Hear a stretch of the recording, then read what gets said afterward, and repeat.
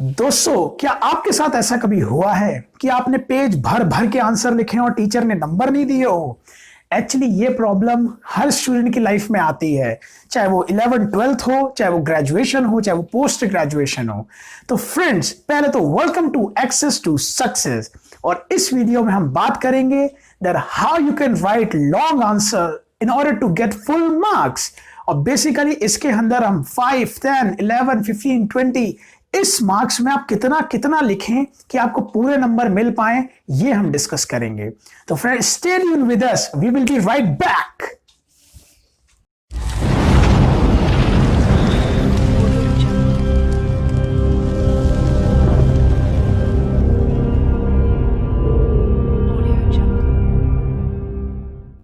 Friends, welcome back. तो friends, शुरू करने से पहले मैं आपसे ये जानना चाहूंगा, क्या आपको अपने रीजन पता है ऐसे कि आप किस तरीके से आंसर लिखते हो जिससे कि आपको नंबर नहीं मिलते? अगर हाँ, तो कमेंट बॉक्स में आप जरूर बताएं, क्योंकि मैं भी जानना चाहूंगा क्या क्या इंटरेस्टिंग एक्सक्यूजेज या क्या क्या इंटरेस्टिंग एक्सपीरियंस है आपके पास। तो फ्रेंड, बेसिकली ये जो आंसर लिखने की एक टेक्निक होती है जो कि हम बहुत सारे स्टूडेंट्स को नहीं पता होती है, टाइम के साथ पता लग जाता है बट स्टूडेंट लाइफ में नहीं पता होती है। तो आज हम उसी के बारे में बात करेंगे कि आंसर कैसे लिखें जिससे कि हमारे फुल मार्क्स आए। तो फ्रेंड, शुरू करने से पहले मैं आपसे एक एग्जाम्पल शेयर करना चाहता हूं। एक्चुअली होता यह है, हम लोग सोचते हैं कि शीट भरने से हमें नंबर मिल जाते हैं। ऐसा बिल्कुल नहीं है।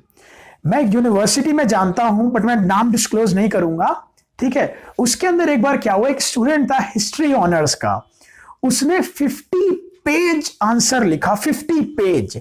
आप गेस कर सकते हो उसे कितने नंबर आए होंगे? मैं आपको ऑप्शन देता हूं, खुद माइंड में गेस करो कम से कम कितने मार्क्स आए होंगे। हिस्ट्री ऑनर्स का स्टूडेंट है और उसके 0 मार्क्स आए थे। 0 50 शीट भरने पे उसने यूनिवर्सिटी के ऊपर केस कर दिया कि ऐसा कैसे हो गया। वाइस चांसलर ने बुलाया, चेक करा, शीट वीट देखी। उसने 50 शीट में लिखा हुआ था सिकंदर ने पोरस को क्यों मारा। 50 शीट में सिकंदर ने पोरस को क्यों मारा। तो हम स्टूडेंट सोचते हैं कभी कभी कि शायद टीचर्स को केवल क्वांटिटी चाहिए होती है, क्वालिटी नहीं।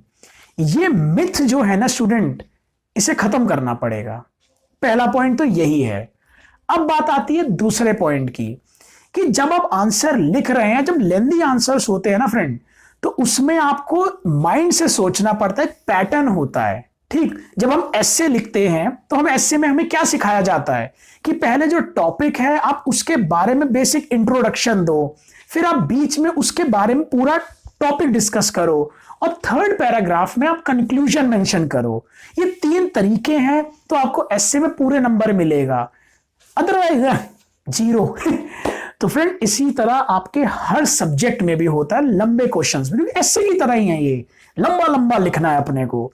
तो फ्रेंड, इसमें क्या है, जैसे आप इकोनॉमिक बैकग्राउंड के हैं अगर, या इंग्लिश बैकग्राउंड के हैं, या जिस भी बैकग्राउंड के, अगर वहां पे ऑथर की डेफिनेशंस चलती हैं तो आपको स्टार्टिंग करने से पहले जो भी पूछा गया है, एग्जाम्पल आपसे पूछा गया व्हाट इज डिमांड, और वो 11-15 नंबर का क्वेश्चन है। अब इसमें क्या लिखोगे बताओ?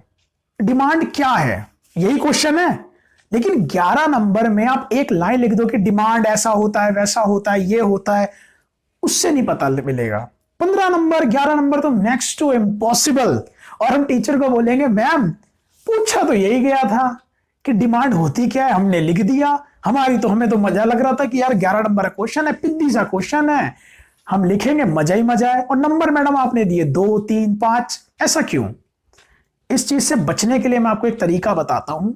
जब भी आप ऐसे लेंथी क्वेश्चंस को स्टार्ट करें, अगर आपके पास ऑथर की डेफिनेशन है, उसको सबसे पहले इन्वर्टेड कॉमास में लिखें। आपके 1, 2 या 3 मार्क्स तो वहीं पे सिक्योर हो जाते हैं। तरीका ये होता है इसको आंसर शीट में, जब आंसर टीचर देती है, जैसे हम लेटर राइटिंग करते हैं, तो लेटर राइटिंग के 5 नंबर 10 नंबर किस तरीके से बटे होते हैं?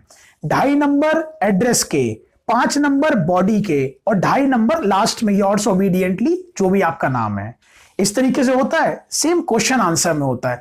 कहानी घिचड़ पिचड़ नहीं करनी, ना शीटें भरनी, सीधा सीधा पॉइंट है और वो इतना सही है, केवल केवल केवल पहले इन्वर्टेड कॉमा से स्टार्ट करें, 1-2 नंबर आपके, उसके बाद जो टॉपिक पूछा गया कि जैसे पूछा डिमांड क्या है, तो इसके लिए आपको पहले लिखना पड़ेगा डिमांड ये चीज है, कुछ भी लिख दीजिए कि हाँ डिमांड इसे बोलते हैं या उसे बोलते हैं, जो भी आपका क्वेश्चन है। तो मैं एक एग्जांपल दे रहा हूं, आपने वो मेंशन कर दिया, आपके 2-3 लाइनों का पार्ट आ गया। उसके बाद अगर उस चीज का एग्जाम्पल है कोई, अब जैसे डिमांड में आपका प्राइस और डिमांड को हम नापते हैं कि प्राइस बढ़ी तो डिमांड कितनी हुई या डिमांड बढ़ी तो प्राइस कैसी होगी, तो उसको आप एग्जाम्पल से डिनोट कर सकते हैं। जैसे कि संतरा है 10 रुपए किलो है अगर, तो लोग कितना खरीदेंगे, 10 ग्राम खरीदेंगे, 10 खरीदेंगे, 20 खरीदेंगे।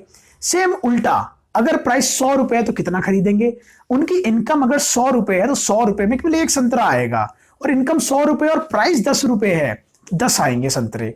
हो गया ना एग्जाम्पल, रिलेट कर दीजिए। उसके बाद आता है थर्ड पार्ट कि उससे जुड़ी हुई आपके पास और इंफॉर्मेशन क्या है। आपको कहानियां नहीं लिखनी, और ना कोई ये लिखना है कि आप डिमांड के अंदर सप्लाई लिख के आ रहे हो, डिमांड के अंदर नेशनल इनकम लिख के आ रहे हो कि ये शीट भरनी चाहिए, है तो माइक्रो मैक्रो का ही पार्ट। ऐसा नहीं करना, सब ऐसे ही करते हैं, मेजॉरिटी बता रहा हूं, मैं सबको नहीं कह रहा, आप टचवुड आप अच्छे हैं यार, ठीक है, बट बहुत ऐसे करते हैं, है ना। नंबर नहीं आते हैं, मैं उसके लिए कह रहा हूं, देखो फ्रेंड नंबर इंपॉर्टेंट है। 10 नंबर अगर यूं हो गया ना, खत्म कहानी, खत्म ही हो गई उसी वक्त बिल्कुल। तो इस चीज पे ध्यान दें। और दूसरा पार्ट आ गया, अब जैसे डिमांड को हम आगे लेंगे, इसमें अगला पार्ट आता है कि डिमांड इलास्टिसिटी से कैसे रिलेट करता है। जो बड़े बड़े टॉपिक होते हैं हाईलाइट वाले, इलास्टिसिटी का पार्ट इतना है, आप वो लिख सकते हैं कि इलास्टिसिटी डिमांड से ऐसे अफेक्ट करती है ना। उसी के साथ फिर ग्राफ आ जाते हैं। इलास्टिसिटी में 5 ग्राफ हैं, less than 1, equal to 1, equal to 0, infinity, greater than 1, है ना। पांचों के बारे में लिखिए, पांचों का ग्राफ बना दीजिए, पूरा हो गया। उसके बाद अगला पार्ट आ जाता है, ये पैटर्न हो गया, पहले मेन डेफिनेशन जो पूछा गया है, उसके बाद एक एग्जाम्पल, तीसरा उसके सब्स्टिट्यूशनल ऑल्टरनेटिव पार्ट जो कनेक्ट हो रहे हैं, फोर्थ पे उससे रिलेटेड ग्राफ हो अगर आपके पास, उसके बाद डेफिनेशन उन ग्राफ की या थोड़ा सा एक समरी नोट सॉर्ट ऑफ। उसके बाद नेक्स्ट जो पार्ट आता है वो कंक्लूजन पार्ट आता है।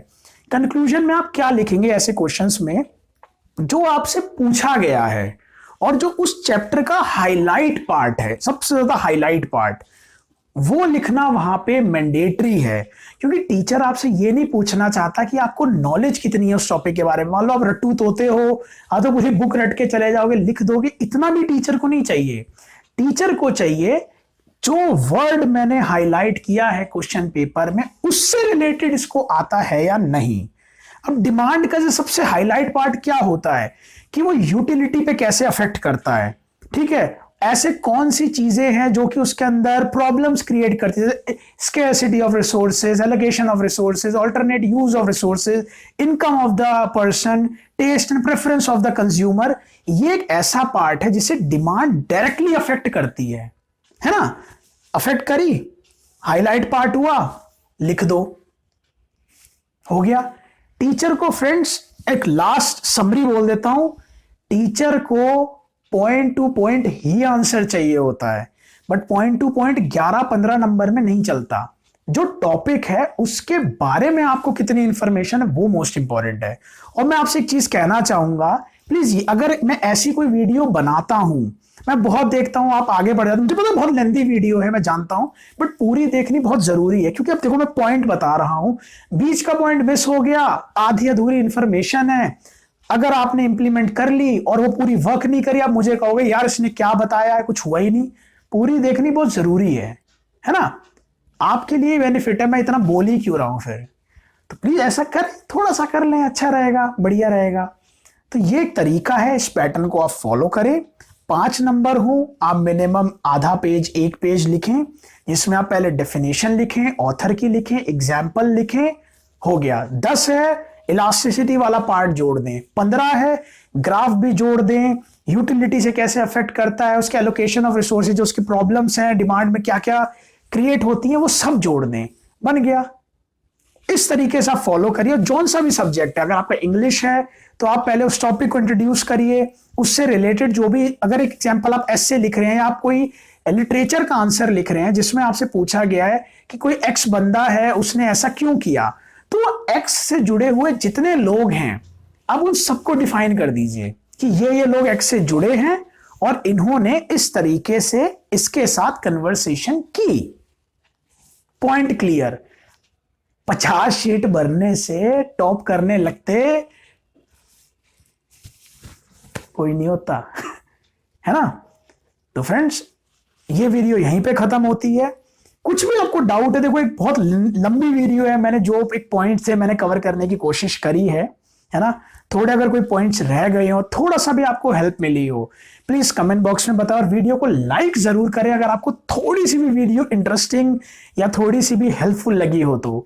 और सबसे सबसे इंपॉर्टेंट पार्ट, अगर आपने हमारे चैनल को अभी तक सब्सक्राइब नहीं किया है तो वो करना थोड़ा जरूरी है, बिकॉज आप जैसे बहुत स्टूडेंट हैं जिनको इन चीज के बारे में जानने की जरूरत है।